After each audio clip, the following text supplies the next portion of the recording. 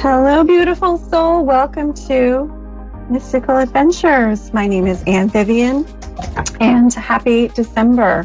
I'm so glad that you've connected with me tonight or today or whenever you're watching or listening to this show. Welcome. It's the beginning of December. It's December 1st, and I'm so excited for this show to begin because I do have a very special guest who I will bring on in just a moment. Her name is Tina Angeli. So really quick, before we get to Tina, I just want to remind you I'm having a holiday special, 35% off of sessions with me. So check that out. That's on my Facebook page. I updated that. It's Creative Psyche Studio is my Facebook page. And you can find that on the A1R website and Facebook page if you can't remember the name of Creative Psyche Studio. I decided to, in honor of today's guest, tune in specifically for an angel spirit helper to provide us for guidance for this week, because this week's guest she's an angel queen, and she has quite a bit of experience working with the angelic realm. And her last name is Angeli, people. So, of course, I had to pick an angel here. So I asked which angel wanted to come and offer my audience guidance for the week ahead. And Angel Raziel, Raziel, Raziel came out. And Raziel is associated with knowledge. His message is to avoid distractions this week and to refocus your mind. Remove distractions by focusing on what excites you, focusing on what is a mystical adventure for you, what expands your heart and your consciousness, and what gives you inspiration. So focus is on par for this week, and you can call upon Archangel Raziel to help you shift your focus. I could use some help with that. And I appreciate the angelic helpers for helping me create my reality with the thoughts that I choose and be discerning about the thoughts that I choose. Without further ado, let's switch gears and let me introduce my delightful guest, Tina Angeli. Welcome, Tina. Oh, thank you. Thank you. Oh, I'm so excited you're here. Thank you very much for inviting me. So Tina is a very talented psychic medium. She has written this delightful book that I have been talking about for quite some time. And in it, she talks about her amazing journey. She talks about her beginnings in Italy, her traumatic experiences as a child, her angelic experiences as a child, and how that really saved her abusive marriage, coming to the United States as an immigrant. She talks about several near-death experiences and offers a lot of guidance for how to connect with your guides, how to connect with the angels, in addition to some other really interesting parts of her life, her partner and the story of how they met, and different things about her family. And she has this fantastic labyrinth on her property. So I'm going on and on, but Tina, I'm just so delighted that you're here and that you're going to share a little bit about this book with my audience. Now, the title of the book, We Are Angels, is so interesting to me. And I remember reading that you got the title from your granddaughter. She came up with the idea, yes? My oldest one. Yeah, my oldest granddaughter said that the angels told her that's what the title needed to be. And the cover on the book, that's so cute, by the way. That's adorable. Yes. Children are, from the mouths of babes. They're so connected so often, aren't they?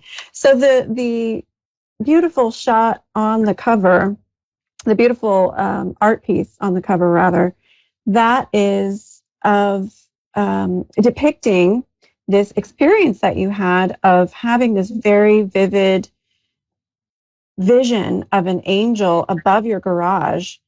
Would you just like to tell my audience today a little bit about that? Well, I was very lucky to have hired Matt Ryan to do that graphic. It took a while, but he did a great job, and it is definitely very close to what I actually saw 25 years ago over my garage here on the property in Granby, same property where my labyrinth is. And it was very pivotal experience when I saw her, because I was under stress with my parents and all that. So I was kind of down on myself, and I kept saying, "Oh, I bet my angels are not big because my work isn't important, and why isn't it?" You know, all that. And so when she appeared over the garage, and she was like 3 times the size of my 4-car garage, which is 24 by 40 and a double decker. She said, "Is this big enough for you?" Which automatically made me think of humor. She also told me who she was, that she was the same one that used to come and visit me when I was a child in Italy after my sister died. Although at that time she did not have wings. I just saw her as my beautiful lady with a veil-like outfit, and she would just float around the room and wait until I fell asleep. And I remember so vividly the soles of her feet as she floated above my head in bed. And but I didn't know her name. I just accepted her as being my friend.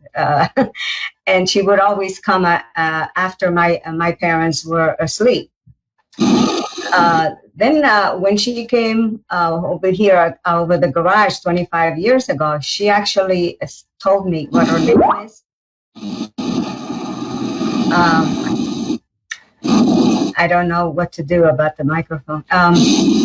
So I didn't know what her name was until she came over the garage and told me that her name was Naomi.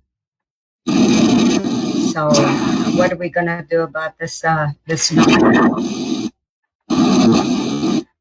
Okay. So it was very pivotal for me to have had that experience, because it actually made me feel very, very comfortable with receiving messages from spirit, because she also said that I chose to come on the earth to do this work, and it was important for me to just utilize myself as an instrument, and they would do the rest. I didn't have to be responsible except for just giving the messages as I saw them, as I heard them. Oh, so fascinating, Tina. And I feel it's so meaningful, the power of that vision for you, and that it helped you to understand so much more about your relationship with the angels, the meaning of your life here. It seems like there might be a bit of a problem with your microphone. Do you have a separate microphone, Tina, or is it on your computer? Yeah, it's just the one on the computer. I'm so sorry I don't have another one. Oh, that's okay. I mean, I'm not hearing it now. Okay, and the producer says it seems better. So, okay. Let's just move on, and hopefully it's resolved. So, such an amazing vision of this angel. In your book, you mentioned how you had this experience of being a young child and remembering this angel who you called my beautiful lady, who would come visit you and really offered, it feels like to me, a beautiful, nurturing, motherly, healing energy that protected you and nurtured you through a very abusive, neglectful childhood. That's correct, yes. And I was really curious to read your book. I was really curious when you talked about at age 8, you decided to, because I feel so many people can relate to this, Tina, when you decided to intentionally suppress your intuitive gifts in order to better fit in with society and your peers. I wanted to ask you if you could share with my viewers, how do you feel about that experience of making that decision? And what advice would you give to a young person who feels he or she may not be able to express their intuitive gifts in their environment? Well, the times have changed now. You know, there are more support groups available. Like, for example, when I started my group 17 years ago, my channel's support group, there were not many. I was one of very few. Now you can actually pick and choose where to go. And of course, now because of COVID, everything is online. But the groups are still available. It's important to just choose, to ask your angels to give you the clarity to find the groups which will be helpful to you, to be able to feel and speak freely without being judged. Yes, it's so important to, if you don't have the support around you in your group of friends or peers or family, to seek that out. Yes. And create that for yourself. Yes, create it or search it out and actually create it. You could be the one to begin the group, to start the group, so the others like you could be attracted to it, to share with each other. Take the initiative, be proactive. If you don't have the support around you, build it, create it, and build it and they will come. You got it. Yeah. Yeah. I love that. And so you intentionally kind of put your gifts to the side when you were age 8. And it sounds like it was really a necessity in order to survive that time. Yes. I think sometimes children, young people, even with, groups available to adults, if a child is in an environment, they have less freedoms and choices as far as that goes. If a child is in an environment that's not particularly supportive, then, or doesn't validate it or understand it or include that in their life paradigms, then a child just sort of has to survive until they are in a position where it's safe to explore their gifts and they have other people they can talk about it with. I feel like it's so important and powerful, the groups that you do and that I do that are open to people to explore their gifts in a non-judgmental environment. I believe that really does create more validation and acceptance, and helping people to understand that everyone is intuitive and everyone can practice connecting with loved ones and guides, and it's really a very normal part of consciousness. The time is right, and I even put it in a book, in my book, that it's all about practicing, because we all have the ability to do that. So if we commit to practice the channeling, speaking with the other side, it's all a matter of time, and you'll become more and more comfortable.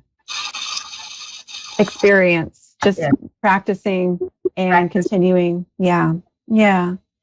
I believe that. That's been my experience as well. Yes. You've had really interesting, amazing near-death experiences, Tina. What are you most, and you know what, for my audience, we've been talking about near-death experiences. Can you explain to my audience, before I ask you this question, what is a near-death experience? A near-death experience, and there is an organization called the IANS, there's a website on it. It's the International Association of Near-Death Studies, and they have all kinds of information there for anybody that has had an unusual experience. and they can get information from that organization. A lot of people think that a near-death experience is something that where you're almost on the verge of dying. Okay, but it's not.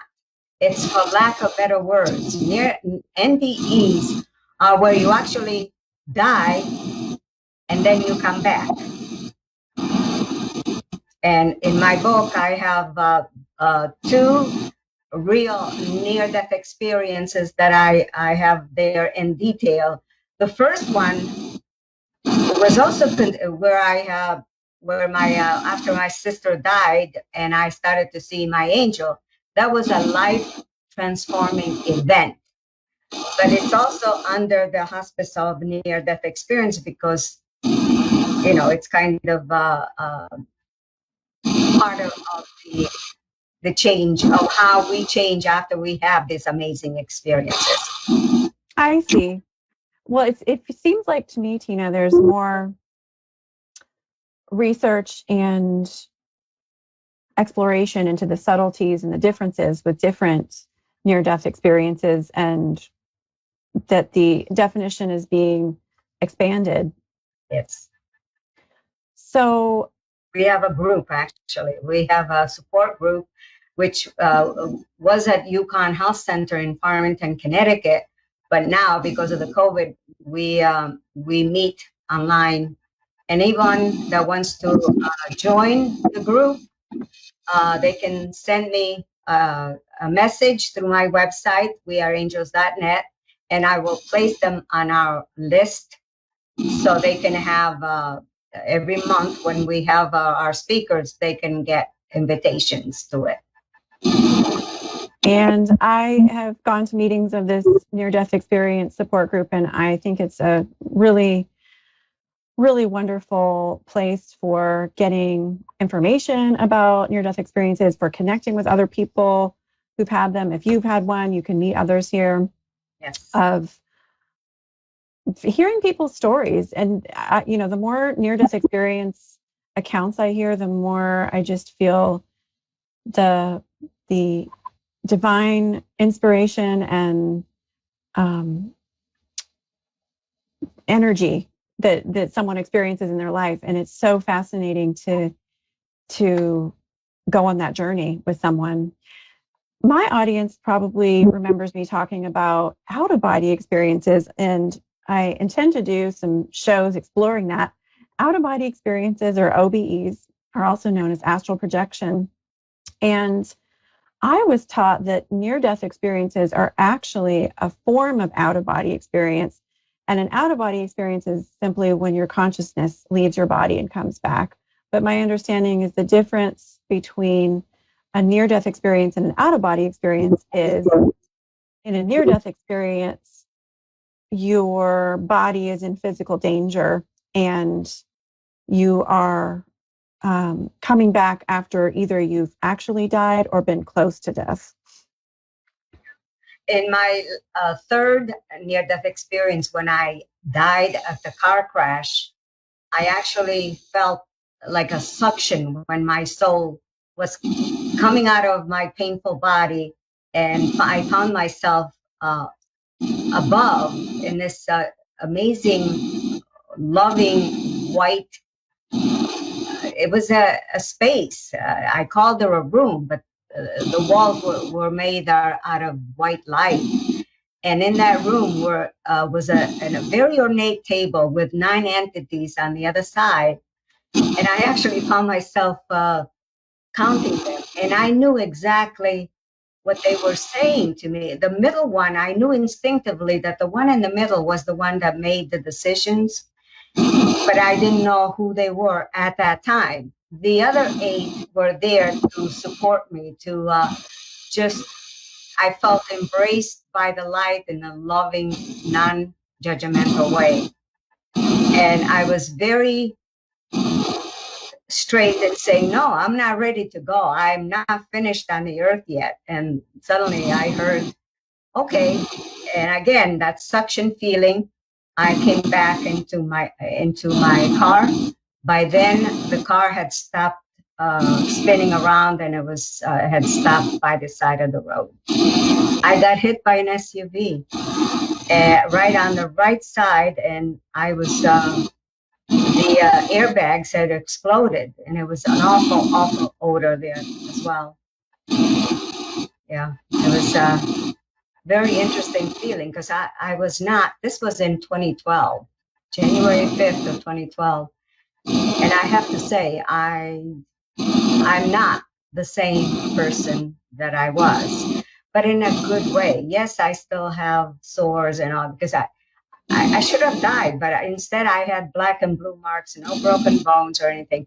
But I know that Archangel Michael was my savior for that situation because he actually nudged me to wear his medal. I had a necklace as I was getting dressed. I had a necklace on the counter, and I heard, "Wear that one today," and it was his the necklace with his medal. I believe it. I believe it. That's such an interesting yet scary story and account. I've actually had experiences like that too, Tina, where I was guided to wear a particular piece of jewelry, a particular crystal with a particular reason, and then later found out why that day. Yeah. So with the incredibly scary, life-transforming experience of this car crash and coming out of your body and then seeing these 9 entities, what is your understanding of why you saw the 9 entities and who they were or are? Well, this happened in 2012, and my book was published in 2019, just about a little over a year ago.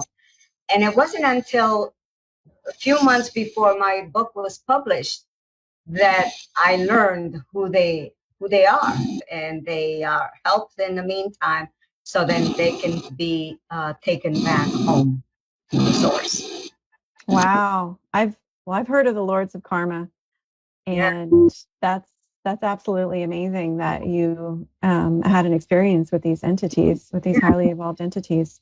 I didn't learn that until I was about ready to publish the book, and I said, I know people are going to ask me who they were, and so they decided to come in and tell me that. But it was interesting because it took me 10 years to write this book. My second NDE had not even, my third NDE had not even happened yet when I started to write this book.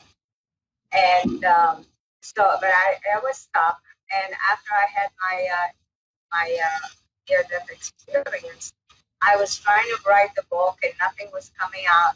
And then one day I was all home alone, and I felt them very, very calmly taken in. And all they said to me was, the book is going to help many that are contemplating suicide. And they left. And I said to myself, oh my God, how could I possibly not write this book if it's going to be so helpful? So I kind of continued on and proceeded. But I'll tell you, 10 years later, when I finally finished the book, it was the most amazing purge that I could ever have had. And the feedback I'm hearing from people now is that's surprising. Well, I think it's an absolutely fantastic book. It really lifts my spirits when I read it. And I really want to encourage people to get it. They can get it on your website, right, Tina? weareangels.net. My website, or they come and visit me at home in Granby. You're really generous. Careful what you wish for. So you can find Tina's book on weareangels.net. And do you want to go over your email? We just got a few seconds left. I think if anybody wants to get in touch with me, please contact me through my website, and then they will inform me. And then I will decide whether I want to, answer specifically to the people that contact me. Okay? So you can get in contact with Tina through her website, and I encourage you to check out her book. If you have had near-death experiences, if you're curious about them, I feel like this is a great book to check out. If you are curious about angels and communicating with guides, it's also a great book in that sense. I want to thank my guest, Tina, from the bottom of my heart for coming on my show. This has been absolutely fascinating. And I want to thank, yay! And I want to thank you, viewers and listeners, so much for tuning in. I will look forward to seeing you next show. Don't forget, Bradford Tilden, December 22nd is my guest. Have a beautiful week, and I will see you next time. Thank you again, Tina.